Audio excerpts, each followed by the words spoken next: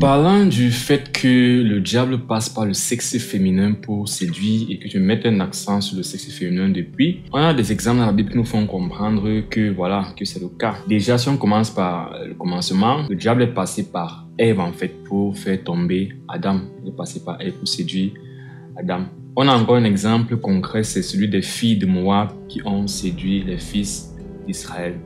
Alors il y avait ce prophète nommé Balaam et ce roi nommé Balak. Le roi Balak voulait combattre Israël, donc il voulait que Israël soit maudit, qu'il puisse gagner la bataille contre eux. Et donc aller voir le prophète Balaam pour lui demander de maudire Israël. Donc Balaam a prié Dieu, il a demandé à Dieu si Dieu pouvait maudire Israël, bien si c'était possible qu'Israël soit maudit. Dieu a refusé, pourquoi? Parce que Israël c'est la prunelle de ses yeux, c'est son peuple, il les aime et le temps là ils étaient en communion avec l'Éternel. Donc, Balaam est parti dire à Balak que je ne peux pas maudire Israël et au contraire même, il a plutôt béni Israël. Mais ce qui s'est passé plus tard, et c'est de là que viendra la notion de doctrine de Balaam, dont on parle souvent dans le livre d'Apocalypse et dans les Épîtres aussi. Parce que Balaam aimait l'argent et que le roi Balak avait promis l'argent à Balaam s'il maudissait Israël, il est parti expliquer en fait à Balak comment faire s'il veut que Israël soit maudit. Il a dit, là maintenant c'est vrai, je ne peux pas maudire Israël parce que Dieu n'a rien contre eux. Mais si tu veux que Dieu les maudisse, il faut les faire pécher. Et comment les faire pécher? Envoie tes filles coucher avec eux, les séduire, afin que Dieu les maudisse. Et ce qui s'est passé plus tard, lorsque tu lis, tu te rends compte que les filles de Moab sont donc allées vers le peuple d'Israël. Elles ont séduit les hommes, elles ont couché avec eux. Et là, naturellement, la colère de l'Éternel s'est enflammée contre Israël parce qu'ils ont péché et il les a frappés. Donc là, encore un exemple où le diable, en fait, a utilisé les femmes pour faire tomber les hommes. Et comme je disais tantôt, parfois où le diable échoue, la femme peut réussir. Mettons bien ça en contexte concernant la séduction et ce dont on est en train de parler. On a l'exemple du roi Salomon qui était fidèle à l'Éternel, qui a eu un grand règne prospère durant toute sa vie, mais vers la fin, parce qu'il a pris une femme, bien des femmes étrangères qui avaient donc un autre Dieu, un autre culte et tout. Il est tombé dans l'idolâtrie à cause de cela et c'est comme ça que l'Éternel l'a aussi frappé. Heureusement, plus tard, il s'est ressaisi.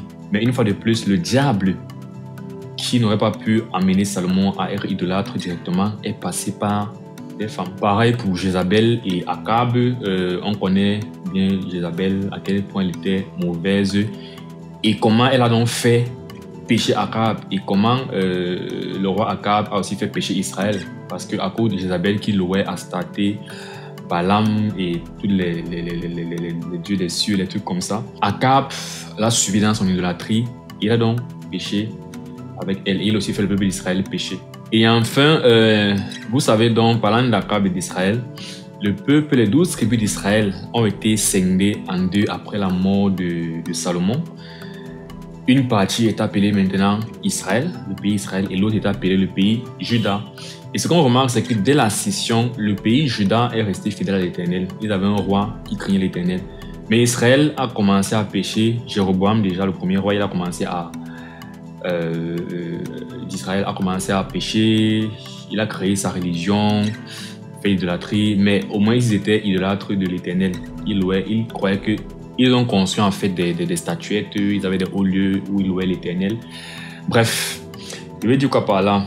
Par la suite, au temps d'Akab, donc, ce qui a changé et qui a fait que le cas d'Akab soit plus grave, c'est qu'à cause de Jézabel, ils sont partis vers d'autres dieux carrément. Et c'était encore plus grave ce qu'Israël a fait.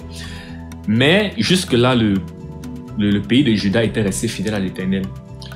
Qu'est-ce qui a fait que le pays de Juda tombe donc, à votre avis? Une femme.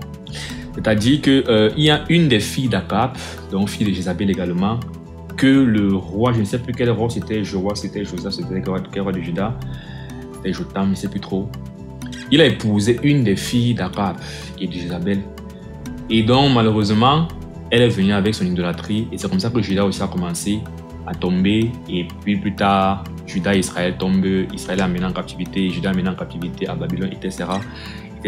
Donc pour dire que c'est vraiment quelque chose que le malin utilise, les rapports entre les sexes et particulièrement les femmes, pour séduire, pour égarer les hommes, pour égarer les peuples.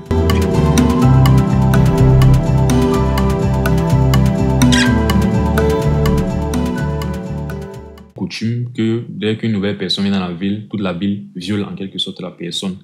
Et ce qui est bizarre, c'est qu'on parle ici des rapports homme avec homme. C'est waouh. Donc voilà donc dans quelle ville l'autre vivait. Donc on peut imaginer les choses qu'il voyait et les choses qu'il entendait journellement. C'est pour ça que Pierre dit il tourmentait journellement son âme à cause des choses qu'il voyait et qu'il entendait.